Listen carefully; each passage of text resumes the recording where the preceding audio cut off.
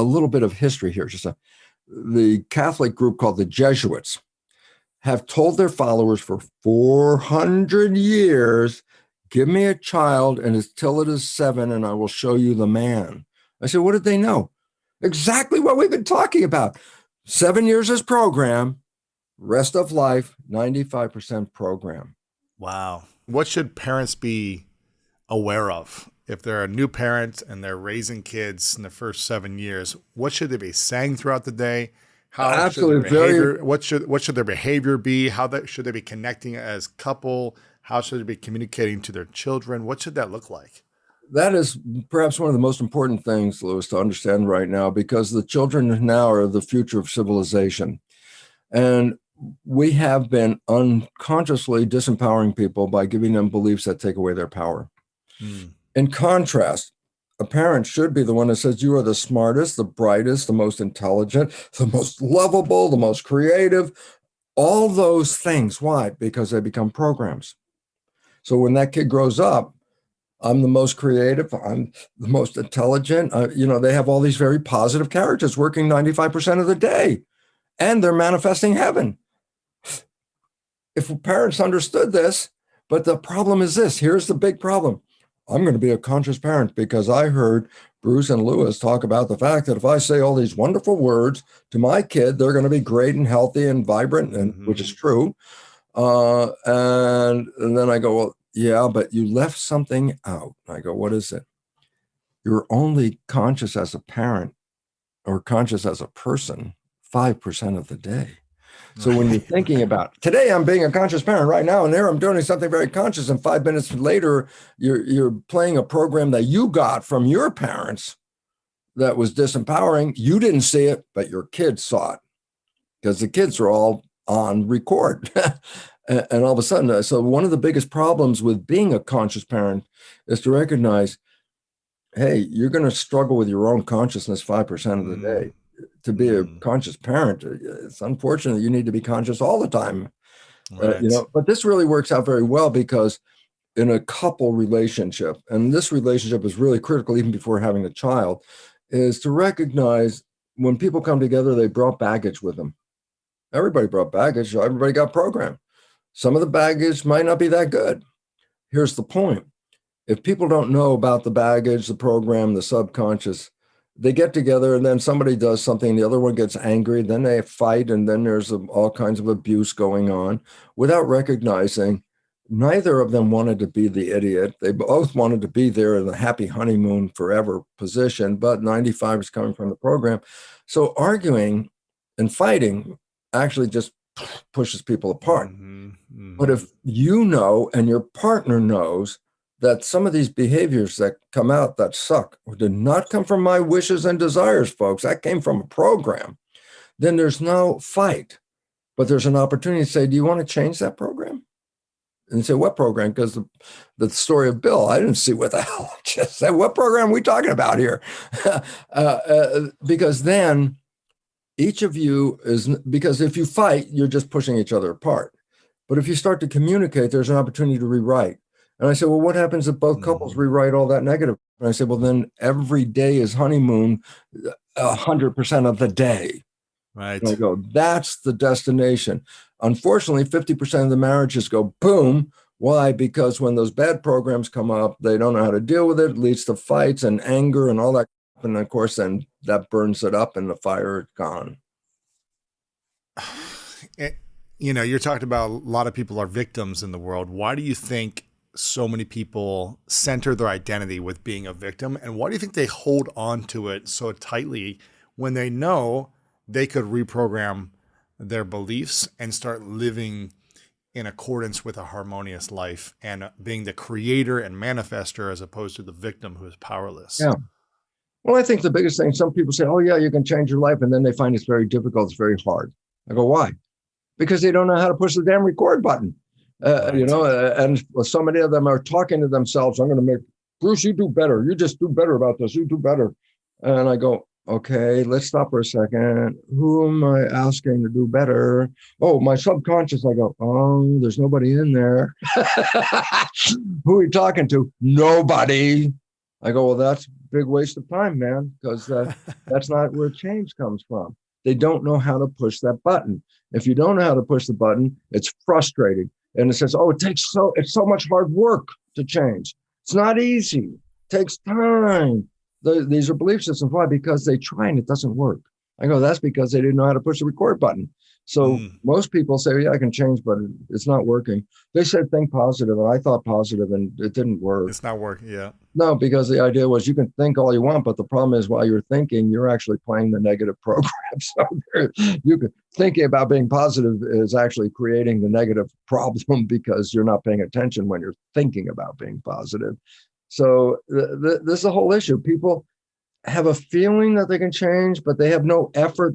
They don't want to get in the game because they feel it's just too much time and it doesn't work, and I tried it and it didn't work, and then they give up, and then life just goes on. It's seamless. You don't see it. It's just the way you've been living it ever since 7 years old. You've been just living this program. If someone had only said, you know what, I'm a victim, I've got too much going on, I don't have time to do these new program things you're talking about. The record button seems like too much work. It's exhausting. I've tried and started and stopped so many times with health, money, relationships, whatever it might be, and I'm a failure at all these things. If you could only give people a 5-minute thing to do every day, and you said it, just focus on this 5 minutes a day, Well, just that's get the you problem. to get you started. Well, the You get you know, started is this.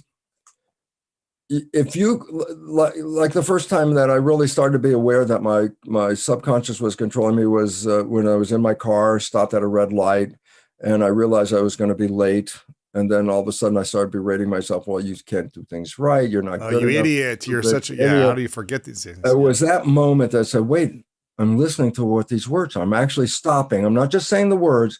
I'm saying the words, but I'm actually listening. I said, well, how many positive things did I just say? Zero. Uh-oh, there's a problem right there. And I started to realize we have to stop and be conscious just long enough to listen to these things. They flow through just continuously. You got to stop and just tune in and say, what am I thinking? Why?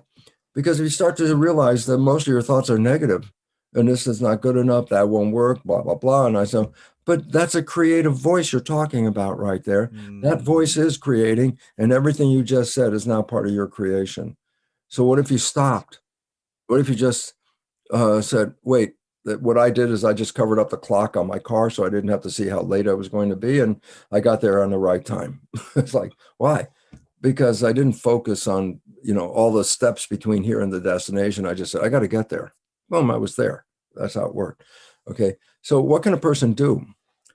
I think the first time is just for them to wake up long enough to hear, are you giving yourself positive vision of a future? Or you already canceled the future with negative things that you can bring up any Right. number of negative things. It's not going to happen because of X. Fill in X. You can put anything in there. It's not going to happen. I go, until you understand, oh my God, I am not thinking a positive thought in this process. Well, then if I'm not thinking a positive thought, then I don't want those other thoughts to manifest. And Hmm. that was a wake up call. I, Should we? Is there a place where where negative thinking is a positive? let me assure you something. A while back, I would have been what loosely called manic depressive. I'd be happy most of the time, and then something would go wrong, and then the next thing would go wrong, and I would go in a spiral, and then it got worse, and I get down and be totally depressed, giving myself self-talk, bad criticism, not smart enough, not good enough, whatever. And I was engaged in this was like a repetitive process. Once it starts, it's like, oh, here we go, it's going to go. And I was in my lab doing something, and it required so much work to get this done. And then there was a part where I prepared the experiment, then I'm going to run the experiment. It takes like 2 hours to prepare, and then I start to run it. And if you mess up a little bit, the whole thing goes to. Mm-hmm. And I did it the first time, went to crap, and it's like, oh God, it's got to spend 2 more hours putting it all back together again, weigh out all this stuff, do everything, get it ready. I ruined it the second time. Third time really pissed me off because now I've spent over 6 hours of the day not, repeating an experiment that never worked. And I got real mad at myself and I went into that, you idiot, you can't do anything right. And it was cool. I was alone in the room and I hear a voice just right out in front of me somewhere, right out there. And that voice says, don't you have anything better to do than to listen to this? Wow. And for a moment, I was stunned, like I'm the only one in the room, you know? It was my higher self Mm. looking at me, going through this and saying, don't you have anything better? And I laughed. That's kind of funny. I said, sure, I'd rather go see a movie. And there was a newspaper. I picked it up, found a movie, went to the movie, came out clear, no more depression, gone. Okay. The next time I started to go down, I remembered that, don't I have anything better to do? I started to laugh, immediately changed, just went and did something else, stopped. It was a choice. I could continue going back and forth with that, or the choice was do something else. And I did it. Guess what? After a number of times, not too many, I never got depressed again because the system Really? made a habit that if I would start in that direction, the habit was go do something else. And that has been now a valid part of my whole life. I carry nothing forward on this anymore. And this was like the freedom because it said, oh my God, I used to get so depressed hearing how bad I was, talking to myself about how bad I was. And now it's like, it doesn't exist anymore. If you're living with yourself and you believe you're unlovable, then you're living with an unlovable self all day long, and you're going to be anxious, probably stressed, worried. What are people thinking about me? I'm not good enough. Other people don't think I'm good enough. I'm not going to be accepted. They're And going to that's the leave me. conscious thinking mind. Right. And while you're thinking, what's running the show? The The problem that you're subconscious. thinking about. Yeah, I'm thinking exactly. about it. And while I'm thinking, now the problem is running while I'm thinking about it. And as a cell biologist and Yeah. researcher on science, what happens to our physical cells in the material world when the mind, subconsciously and consciously, is directing negative energy and thoughts towards it? Self-sabotage. You are manifesting a life. Are you manifesting a positive life? Well, that's a choice. You want to manifest a negative life? That's a choice. But if you start manifesting, then the cascade consequences of that are going to manifest in the process. It's a choice. People don't believe it's a choice because they get so carried away with it without looking at themselves saying, hey, wait, this is a moment of choice. That's why that voice, it woke me up, took me out of this lifetime of that. Mm. Because once it said that, it was funny. It was so funny that anytime I started to go down, I started laughing and then stop. And then the point was, it's been years since I've had any anger issues at all. Really? Yes, So years. you used to be a lot angrier, or used to be Well, reactive things towards weren't life. working. I was more frustrated most of the time Wow. because things weren't working the way I wanted them to work. Now it's like, are you kidding me? I'm like this happy camper. Hey, I'm awake. Guess what? I have another day here, another day to experience. I have no idea what's going to happen. I send out some good things and then good things come back.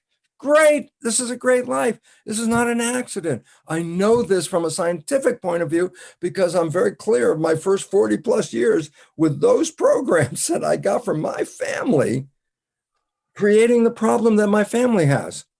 You know, my brother's cancer and like that, excuse me. But, I go, why? The same family, they just kept the programming of that. So it's And not genetic; it's programming.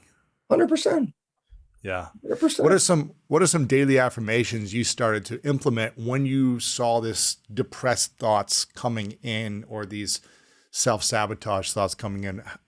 What did you shift it with affirmations, with different thoughts? What did you start to say It to was yourself? just the awareness, that, as I said, the very first stop light where I started all of a sudden listen while I'm waiting for the light, it was like the first time I tuned in and go, what the hell are you thinking?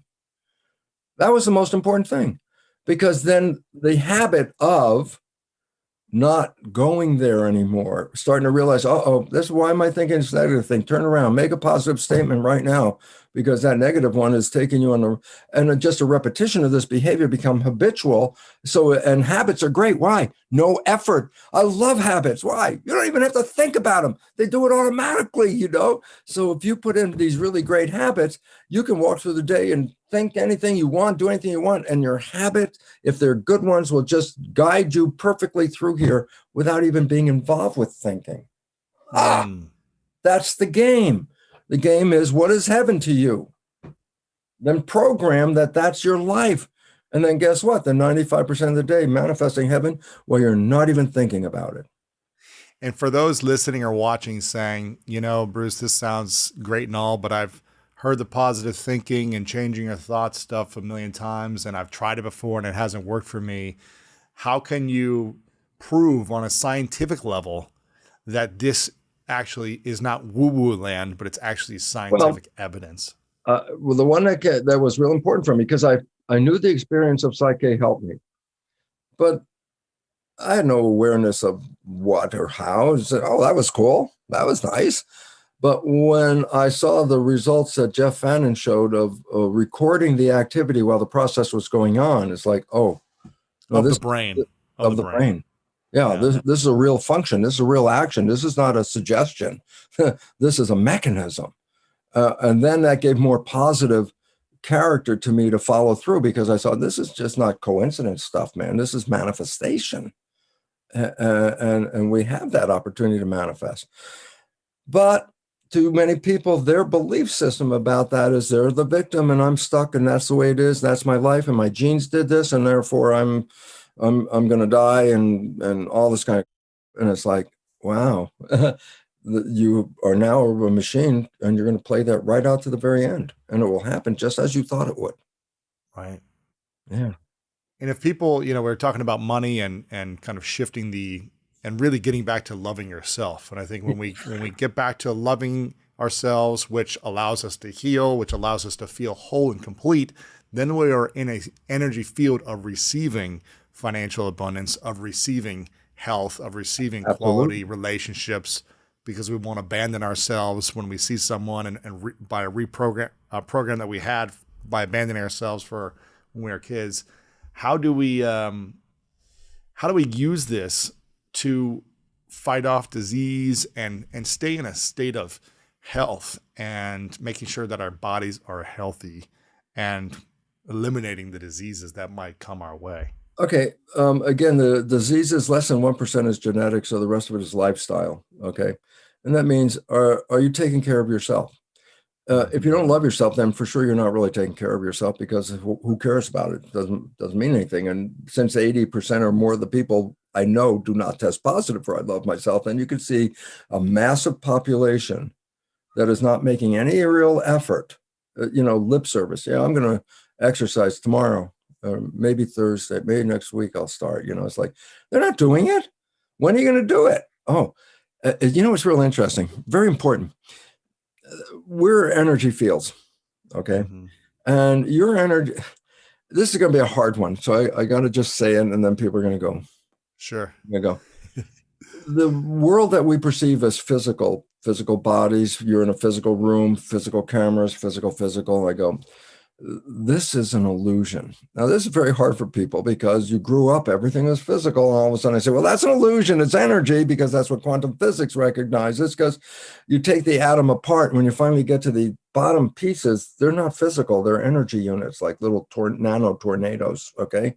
And I go, so all of this is energy.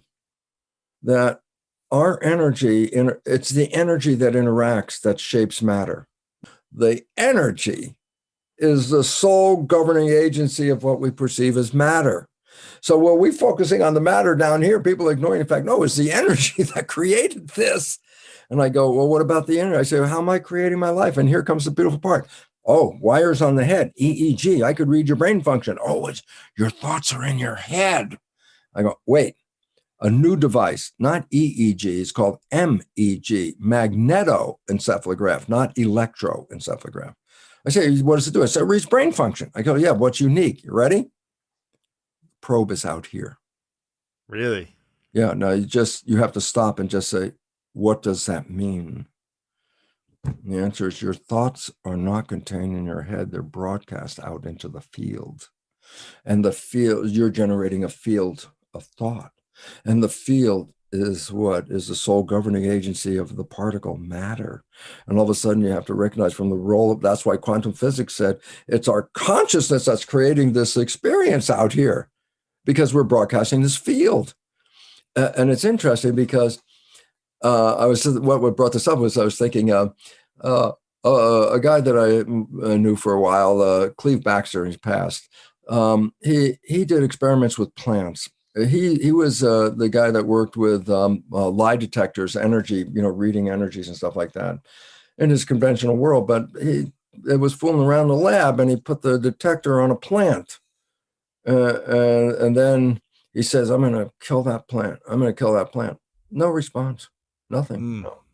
Then he got mad because nothing was happening. So he really got up and he was going to throw the plant away. And he got up to throw the plant away. And all of a sudden, the electrical activity started all over the place. The plant went nuts. And I go, oh, there's a difference about having an intention versus doing an action. Interesting.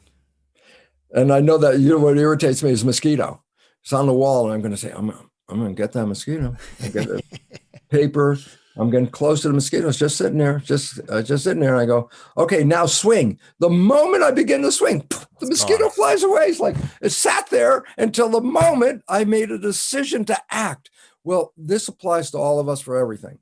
You can have all the thoughts you want, but until you start an action, they don't manifest. And that is the hardest part because I can think, oh, I'm going to be wealthy. I'm going to be wealthy. I say, what are you doing to get wealthy? No, I'm saying I'm going to get wealthy. I say, you didn't do anything. You got to do something to take the step to make it start. So it's like on idle, all our thoughts spinning, idling. Not till you throw it into gear is it going to manifest something. And this becomes really important because how many people think, yeah, I'm going to plan this. This is what I want. Yeah, this is what I want. I go, when are you going to do it? You never started? It's not gotten off the ground. Even the plants in your room know that you're not going to do it. Right. This is a question I ask everyone towards the end, Bruce. It's called the three truths. It's a hypothetical question. So yeah. I would like you to imagine a scenario. Get into your conscious mind and imagine that you are on your last day, many years away. Many years away, you get to live as long as you want. Yeah. But it's the last day. And you have created heaven on earth. You've created heaven every day in your relationship, business, everything, impact, service. But for whatever reason, you've got to take all of your work with you, all of your books and this interview, and it's all gone to another place, whether it's with you or somewhere else. We don't have access to it. But you get to leave behind three truths, three lessons that you would share with the world. And this is all we have to remember your message by. What would be those three truths for you? Well, 1 and 2 are empowerment truths. Number 1 empowerment is you're not a victim of your heredity. You're the master of your genetic activity. And therefore, you can manifest full out health. I don't care what genes you got. You rewrite your genes. That's what epigenetics. It doesn't change the gene code. It changes the readout of the gene code. That's what epigenetics does. And therefore, you can manifest whatever you want to program at this point. You're free to change the program, okay? So we have to get out of the victimhood of genes control my life, and I have no control over that. Number 1, get rid of that one. Number 2 is then also expressing the fact that you're a spiritual entity. I say, what's significance of that? I say, well, first of all, you can't die. And that all of a sudden takes away all the fear that most people have. Fear is death. Anything else I can try and handle. Fear, it's done, okay? But what if it isn't done? What if you're here and you come back again? And then I was saying, well, then good. If I do really good now, maybe I can come back and do really better when I come back the next time. Why? We're a field. Remember I said the energy broadcast called spirit or field is being picked up by these antennas. But then part 2, I said, but the brain also sends the information back out again like a tuning fork. So my life experiences here influence my spiritual field. Karma. Interesting. Karma. It's a mechanism. And it says, well, if you really distort the hell out of it, then you don't have a really harmonious energy field when you come in. This is not really good. How can you change it? I said, well, you don't have to do lifetimes. What you have to do is recognize, A, you have it, and B, I want to change my consciousness. And then I'm sending out now reparative energy that repairs the karma from the past. So I own it. So A, we are spiritual entities. You can't die. And you came in here for what reason? To have heaven on earth. Mm-hmm. And that's why we're here. We didn't come here to struggle, to fight, to try and, scratch out an existence. And we didn't come here for that. We came here for why? Love, these kind of things. Oh, man, I'm enjoying it. Why? Because my physiology is what I have here that will translate this into sensation that goes back to source. If I said source years ago, even previous 40 years, I said, okay, describe love. And at some point, then what will happen is that I can write an essay. What is love? Blah, blah, blah, blah, blah, blah, blah. I say, but when you have a body, you can feel love. Well, that's not a conscious thing. That is an experiential thing. I go, that enhances my spirit. Why? It could write about it, but it didn't know about it. Now it's got more information. It's like, oh man, what happens? Ooh, all this. So the idea really becomes important to recognize that we came here for experiences, and we didn't come here to have struggle and fight and all that. Every baby is born with love until it gets distorted by programming. So the third one is this: manifest heaven on earth. If you're doing it, other people around you are going to want to do it too. Mm-hmm. And they're going to want to know, how did you get so happy? Or why, how can you be this way? Then you become a teacher and you give them that, and you expand on this, and this, like a chain reaction, will build up a world that everybody, what if everybody woke up today and said it was heaven on earth? And the answer is, of course, and it's heaven. No kidding. That's all it took. I said, that's all it took. I have one final question for you. It's, what is your definition of greatness? What is greatness to me is whatever track you took to get to that end point where you can look back and say, I'm leaving this place in a better situation than when I came into it. I think that would really fit that definition pretty much.